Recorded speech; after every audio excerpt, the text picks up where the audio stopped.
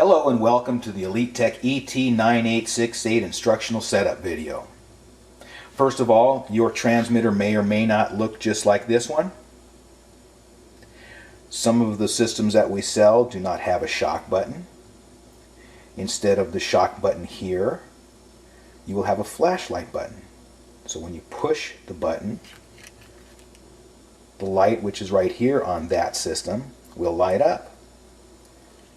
If you do have a shock button, then you don't have a light there, but when you push the shock button, it will transmit the signal to the receiver to initiate a shock. Your transmitter may also be a different color. But either way, this video will help you set up properly your system in a few easy steps. When you first plug the wire into the receiver, you will have only a red light. You'll hear a beep and the red light will come on. After it's fully charged, you'll then have a solid blue light. This one is fully charged. Now you can unplug it and start to sync the receiver with the transmitter. Now your transmitter has a battery saving feature that will let it go to sleep after several minutes so you can save on the battery. To turn it on, you can push the vibrate button and now it's on. That takes it out of sleep mode. You can push this side button here to toggle between dogs. First dog, second dog, third dog. We're going to be working with first dog here first, so that's where we're going to stay. We're going to program this receiver to first dog. It's ready to go, so we're going to unplug it. We hear a beep, the red light stays on, and the blue light slowly flashes, indicating we have a full battery.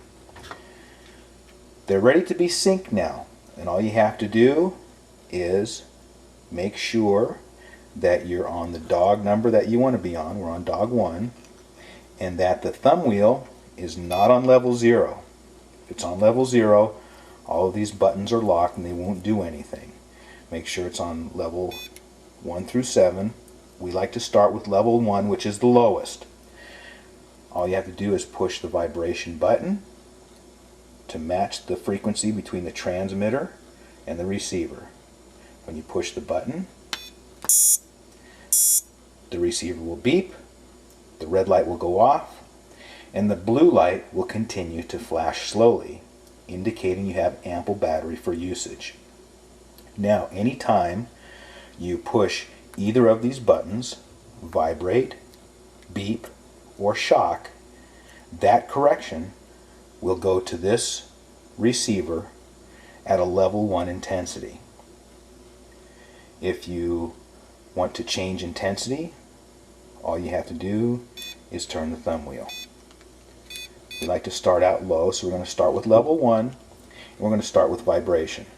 When I push the vibration button, a very mild vibration will be issued to the receiver. I push the button. You can't hear or feel the very slight vibration that is coming through this receiver, even if we do the counter test. But if I increase the intensity to level 7, which will issue a more intense vibration, you should be able to hear and see the results of that vibration. Okay? When I push the button, you can hear and see a more intense vibration. Now, that is the burst feature. When you push it once, you get a short burst of correction. This system also has a continuous feature, meaning the longer I hold the button down, or as long as I hold the button down, will be as long as the correction will be administered through the receiver. Let's go ahead and put a long vibration. I'll push it.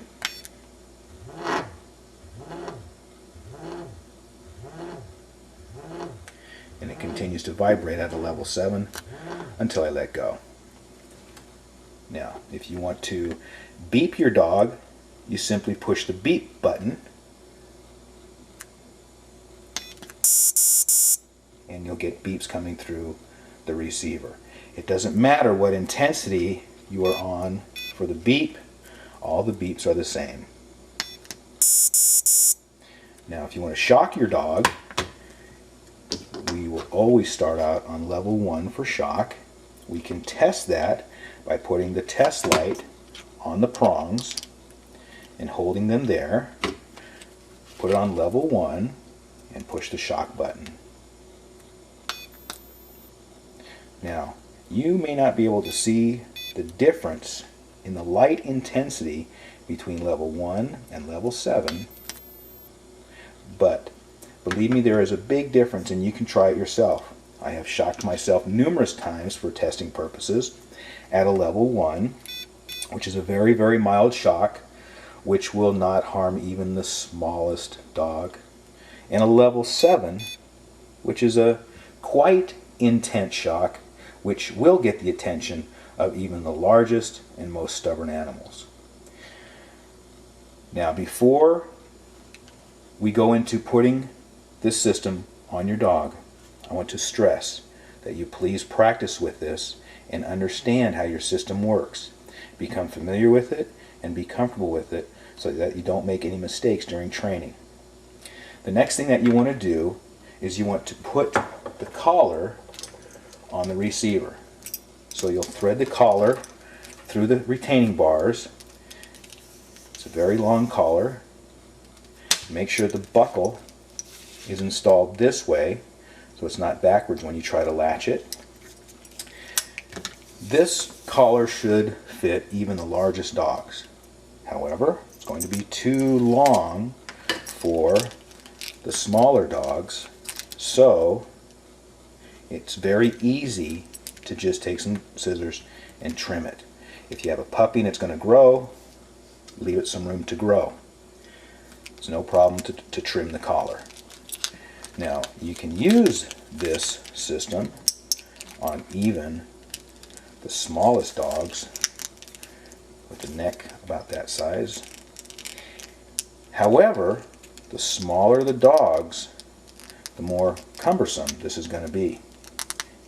These are one of the most compact receiver units you can get, but still on a small dog it might be kind of cumbersome. Many people use them and they get good results, but the smaller the dog, the larger the receiver is going to seem.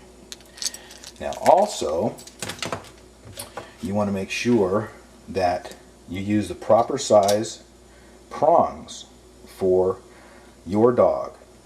You can use the longer prongs for the long-haired dogs or the shorter prongs for short-haired dogs.